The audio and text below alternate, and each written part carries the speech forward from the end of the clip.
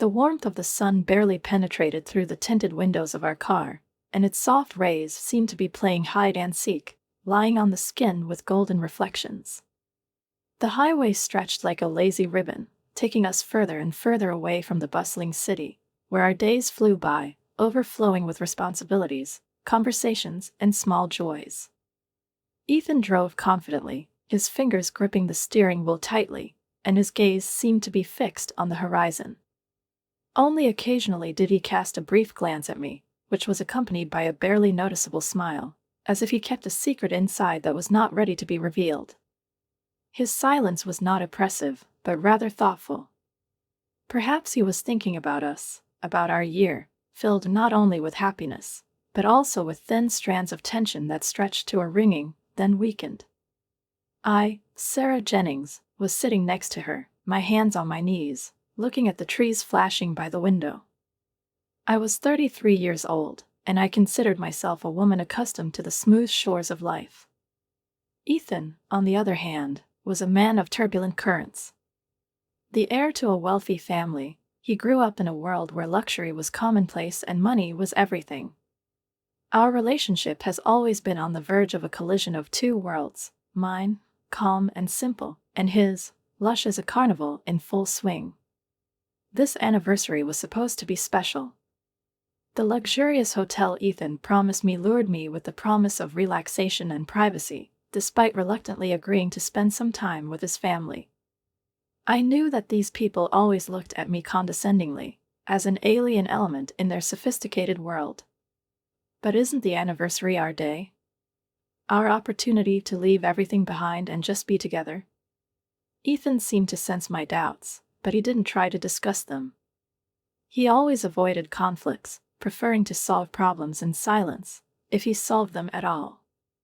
His world was a world of gestures, expensive gifts, lavish dinners, travel. But I lived by other values. I didn't need his family estate or the jewels he sometimes tried to give me. I just wanted us. "Let's make a short stop," he said suddenly, bringing me out of my thoughts. His voice sounded like he was planning something unexpected. "Of course, I need to go to the bathroom myself," I replied, glad to stretch my legs. We stopped at one of the rest areas along the road. The autumn wind pleasantly chilled my face as I walked towards the building. I was still thinking about our marriage, about how this year had been a test for both of us. We had quarrels, sometimes over money, sometimes over his family. Ethan wanted more than I could offer. And I wanted to understand where he ends and the influence of his family begins. When I was done, I went out to the parking lot, where our car was parked in the same place. I waited, expecting him to come back soon. But instead, the phone rang. Ethan's voice was unexpectedly even, but there was a strange note in it. "I'm sorry, but we've already left." These words, so simple, seemed to me like a lightning bolt that divided my reality into before and after. After all, it was a family trip home. Ethan's words, thrown into the phone, hit me like a whip. They echoed in my head, overshadowing everything else. Behind his voice, I could hear the muffled laughter of his family, as if they were all enjoying this moment, as if I was a character in their little family play, invisible and inaudible until the final act. I stood there, the phone was shaking in my hand, and the world around me seemed to be spinning at an alarming speed. Abandoned, betrayed, abandoned. The reality of what had happened hit me with sudden force. Today was not only our wedding anniversary, but also my birthday, a day that I thought was supposed to be a celebration of our love. "Okay," I managed through the tremor in my voice. A mixture of humiliation, anger, and incredible disbelief boiled inside me. My chest tightened as if all my emotions were trying to escape, but I held them back, turning them into a prickly lump of pain. I turned around and wandered back to the bathroom, where the sterile walls offered privacy and shelter from the seething world outside. After locking myself in the stall, I finally let loose my tears. They burned my eyes, flowed down my cheeks like hot traces of resentment. Here, alone, I allowed myself to feel everything: pain, humiliation, anger. But even in the midst of this tumultuous emotional storm, something new began to be born inside me: determination. Ethan and his family, their contempt, their ridicule, it was unforgivable. This day has become a symbol of something more than just a spoiled holiday. It was the moment when my illusions about marriage, about love, about the man I called my husband were shattered. Remembering the past year of our marriage, I suddenly saw everything so clearly, as if someone had opened the curtain on the stage of my life. Ethan's behavior, his condescension, his confidence that everything in the world can be settled with gifts, luxury, or simply ignoring problems. His rich upbringing turned him into a man detached from reality, unable to understand that the world does not always bend to the will of those who have money. Our meeting was not a fairy tale. It was a pragmatic calculation. We met through a matchmaking agency, a place where the rich were looking for suitable partners. I, a modest girl, got there by a strange coincidence, not hoping for wealth, but simply striving for a human connection. Ethan saw something in me that set me apart from the women in his world. Simplicity, sincerity, maybe even my vulnerability. He pursued me, conquered me, and I, trusting, believed in his love. But now it was clear to me that this marriage was never what I wanted it to be. It was a deal, a contract disguised as romance. Ethan might even have believed it himself. But today's humiliation showed me the whole truth. Wiping away my tears, I left the booth with a clear thought. If they left me here, if they dared to do this, then they still don't know what I'm capable of. Ethan's ties to his family turned out to be much deeper and stronger than I could have imagined. They pulled at the invisible threads of his decisions, leaving me on the sidelines, as if I were an outsider. I started to notice it in the little things. Our first major disagreement occurred when Ethan casually, as if casually, mentioned dinner with his parents, where he had been invited. It stung me. "Why didn't you tell me?" I asked, trying not to show resentment. "Well, you don't like these evenings," he replied with a smile that seemed to suggest it was just a trifle. But it was not a trifle. That was the beginning. Dinners like this became more and more frequent, and every invitation that excluded me became an unspoken reminder of my status as an outsider.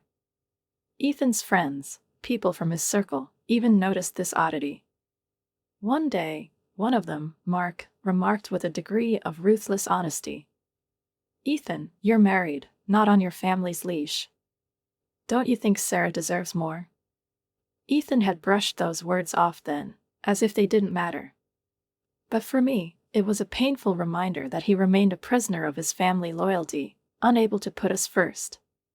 His mother's unannounced visits were another wound in a series of blows. She appeared in our house as if it were her own, with her constant comments about my inappropriate upbringing.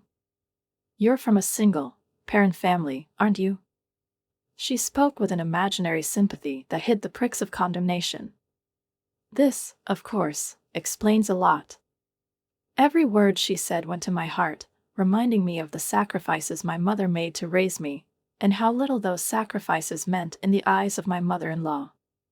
But what hurt the most was Ethan's passive silence. He just let her talk, never once standing up for me, as if his inaction was tacit consent. The promise of our anniversary trip was a glimmer of hope for me. This could be the beginning of a new phase, Ethan's opportunity to show that he sees me and appreciates our marriage. But as it turned out, I expected too much. When he decided to turn this into a family event by including his parents and sister in the trip, I realized that for him it was just another gesture devoid of genuine care. Ethan's family, with their shallow jokes and veiled condemnations, has always served as a reminder of my peripheral position. But today's heartless act was a turning point. Their laughter behind my back, Ethan's words leaving me in a roadside toilet, were a clear and unambiguous message. I am not part of their world. I am just an accessory, easily replaceable and unnecessary. When I came out of the toilet, the air seemed cold, but a new flame began to flare up inside me. My shaking hands calmed down as I dialed my uncle's number. He was one of the few people I could count on. His voice, full of shock and anxiety, was replaced by a warm, determined tone. "I'm on my way, Sarah." "Hold on," he said. These words filled me with gratitude and renewed determination. Sitting on the side of the road, watching the cars that sped by, I realized that this was more than revenge. It was about my self-respect, about restoring my self-esteem. I'm not going to let them, or anyone else, determine who I am anymore. I will not be broken by their neglect. Ethan and his family will realize that they made a mistake by underestimating me. But most importantly, I proved it to myself. It was the beginning of my journey to rebuild myself, my voice, my personality. Everything Ethan and his family had tried to suppress in me was now burning with a bright flame, lighting the way to an unknown, but my own future. Under the fading midday sun, against the background of a deserted highway, I waited, and finally, my uncle's familiar car drove up to the recreation area. There was a mixture of worry and anger on his face, emotions that were as comforting to me as they were encouraging. He got out, opened the door, and I sighed heavily and slid into the passenger seat. The car pulled away, and I felt a little more protected from the harsh reality left on the side of the road. "Sarah, what happened?" Uncle asked. His voice was even, but there was genuine concern in his eyes. I began to tell him, haltingly at first, then more confidently, feeling the words coming out of me like a stream held back for too long. Every detail, from Ethan's indifference to the humiliation that permeates his entire family.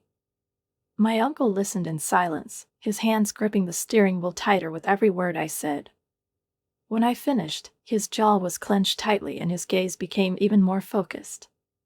"You know, Sarah," he began, his voice calm but filled with hidden power.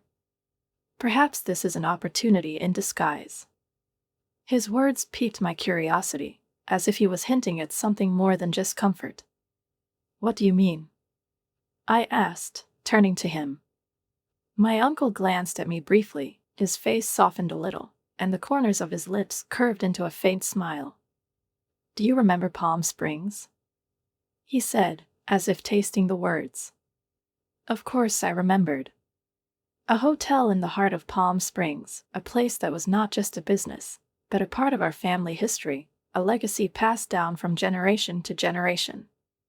It wasn't just real estate, it was a living testament to the strength and tenacity of my mother and her ancestors. I spent countless summer days there, hiding in the shady gardens, wandering through its elegant corridors. Ethan and his family didn't know anything about it. They were never interested in my life before them, who I was before, and what made me who I was. They thought I was just a shadow, a companion who could easily be devalued. But the hotel was the epitome of a force they hadn't noticed. "Uncle," I began, slowly putting my thoughts into words, "can you take me there?"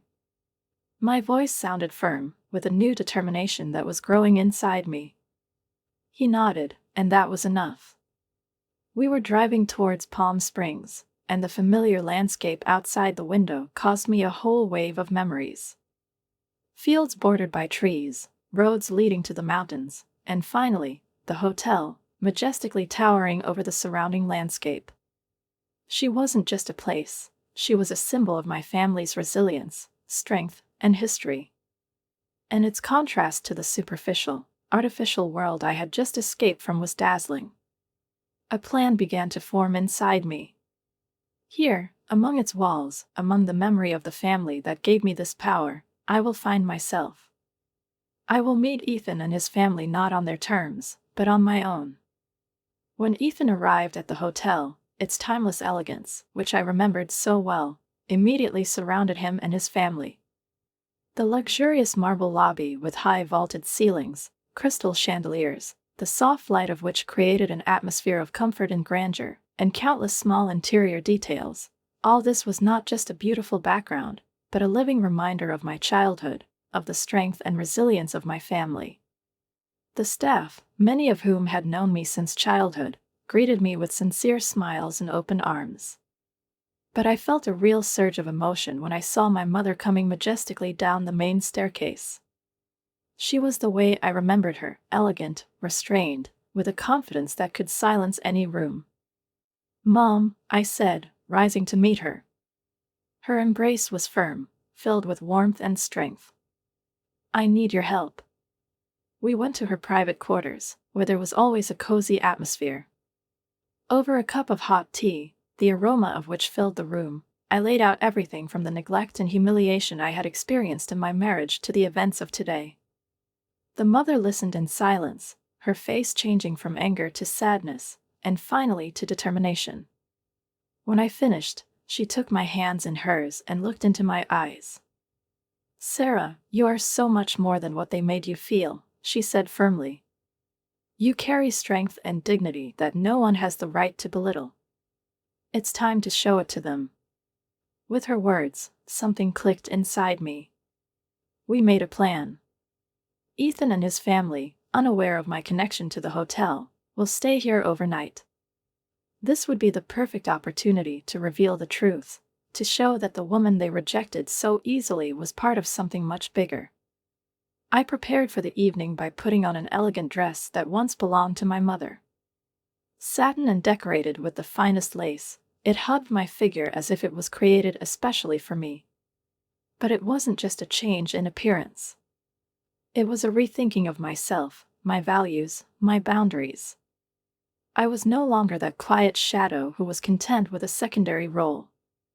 My mother and I stood side by side in the doorway of the dining room, ready to meet our guests. When the doors swung open, I stepped forward. The dining room, lit by flickering candlelight, was filled with the sounds of chatter and the melodious clink of silverware. Ethan and his family, comfortably seated at the table, enjoyed dinner, unaware that a storm was coming. My mother, graceful and confident, entered the hall with unshakable calm. The entire room was instantly silent, as if her presence by its very existence demanded silence.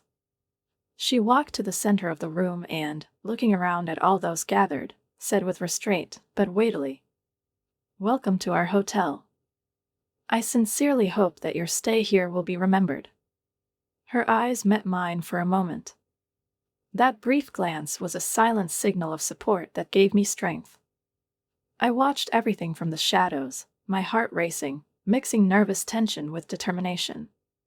At dinner, I heard snatches of conversation filled with light-hearted jokes and superficial comments. Ethan and his family didn't even seem to know what was going to happen. It was a game of time, and I knew my moment had come. Every word Ethan and his family said, every mocking remark, seemed to strengthen my resolve. Their laughter, which had once made me feel like a stranger, now sounded empty and shallow to me, like an echo of vanity that had lost its power. I no longer felt the pain of their neglect. I felt the strength that was rising in me every minute.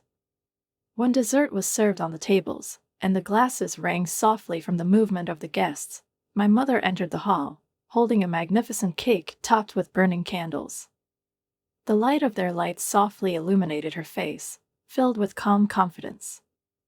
"Tonight," she began, her voice firm and perfectly even, but with a note of defiance hidden in it, "we are celebrating a special occasion. It's the birthday and wedding anniversary of one of our guests, Miss Sarah Jennings." "Where is she?" The room, filled with lively conversation a moment ago, froze in stunned silence. The power of the moment was palpable, and I watched as the faces of Ethan's family members changed from relaxed complacency to complete confusion. My mother, in-law, in a desperate attempt to maintain a semblance of control, raised her hand and spoke with a fake smile. "Oh, it's me. Thanks for the surprise, dear." My mother didn't flinch. The smile on her face remained unchanged, but there was a glint in her eyes that indicated a turning point was approaching. "I'm sorry," she said with a soft but implacable intonation, "but there seems to be a misunderstanding. Miss Jennings is not just a guest. She is my daughter and the future heiress of this hotel." The silence that followed her words was deafening. The eyes of Ethan, his mother, and his sister widened in shock. Their expressions, a mixture of disbelief and confusion, were like a picture for me that I have forever imprinted in my memory. This was the moment I was waiting for. I stepped out of my shadow, out of my hiding place, and stood next to my mother. My gaze was steady, my breathing was even, and my heart, although beating fast, was full of determination. Ethan and his family looked at me as if they were looking at a completely different person. "Ethan," I began, my voice steady and confident, "you left me alone, thinking I was helpless and alone. But now you see that this is far from the case. I'm not just a woman you've decided to reject. I am the heiress of this hotel, a symbol of my family heritage, and I will no longer allow you to treat me as something insignificant." A gamut of emotions flashed across Ethan's face, from awareness to confusion, and finally to fear. He was looking at me like he was trying to figure out who I really was. His mother stumbled and made an unsuccessful attempt to regain her composure. "This is ridiculous," she said in a trembling voice. "No, Mom," Ethan interrupted her. His voice was low, almost a whisper, but there was determination in it. His gaze met mine, and in that moment I saw something that reminded me of the man I once married. It was the shadow of the real Ethan, hidden under the influence of his family. But this glimpse did not soften my resolve. It was my scene, my moment to prove not only to them, but also to myself that I would never let myself be underestimated again. The room was filled with tension, so thick that it seemed to weigh down the air. Every look, every movement, even the breathing of the guests at that moment was saturated with the realization of what had happened. Each of them was struggling with the revelation I had just uttered. Their world, carefully built on illusions of superiority and control, has cracked. I took a deep breath, gathering all my resolve, and delivered the final blow. "Ethan," I began, holding his gaze, "I'm leaving you our marriage, which has always been built on the superficial values of your family. This disrespect is over. I deserve better, and I will find it not as your shadow, but as a woman of strength and dignity." With that, I turned and confidently headed for the exit, leaving behind the dining room filled with stunned silence. It was a moment that changed everything. My mother followed me, putting her arm around my shoulders in a silent but full of supportive solidarity. That night, I didn't just confront Ethan and his family, I was free. I was freed from the chains of their expectations, their manipulations, their limiting view of my value. I have regained my identity. Not as Ethan's wife, but as Sarah Jennings, a woman with her own legacy, her own future, her own strength. In the days that followed, after dinner at the hotel, the world seemed different.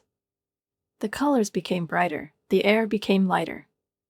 I went through the storm of my fears, spoke my truth and freed myself from the oppression of a loveless marriage.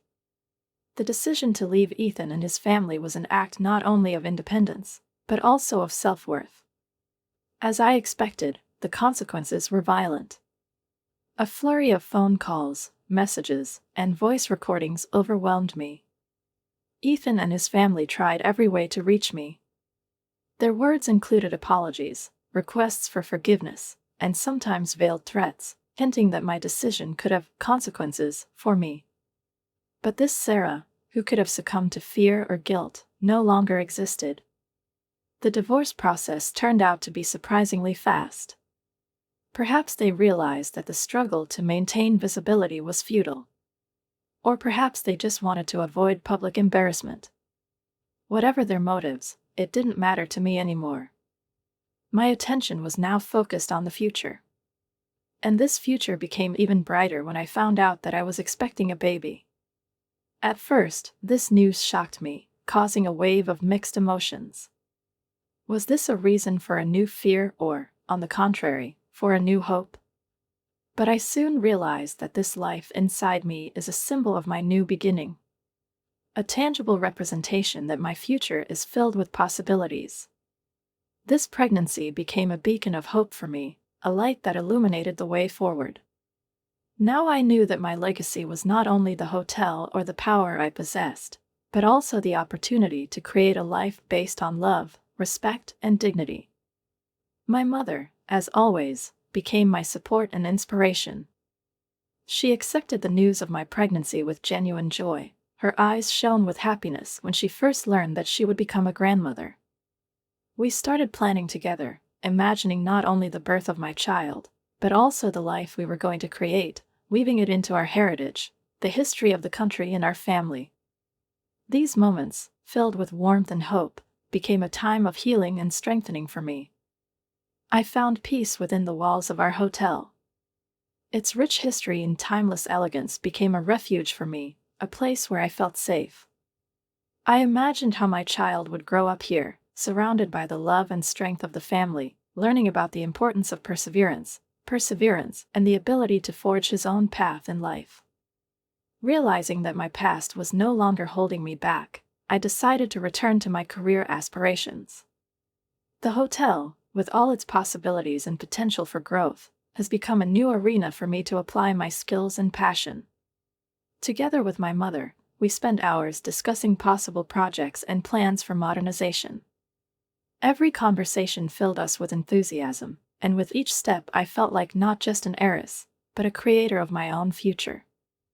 Ethan and his family are in the past, like a distant chapter in my life. I no longer held grudges against them.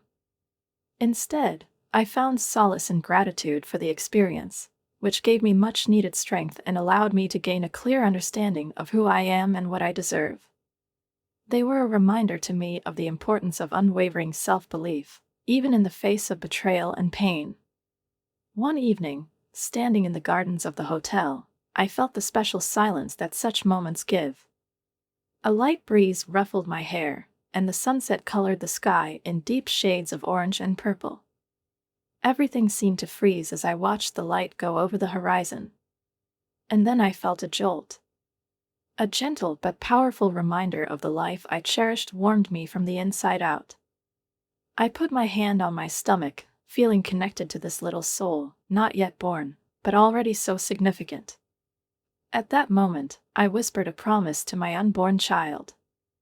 I will love you with all my heart, protect you from everything that can cause pain, and give you a life filled with joy and meaning.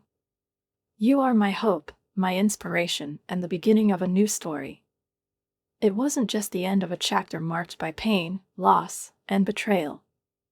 It was the beginning of a new era, an era in which, as a woman, I regained control of my destiny.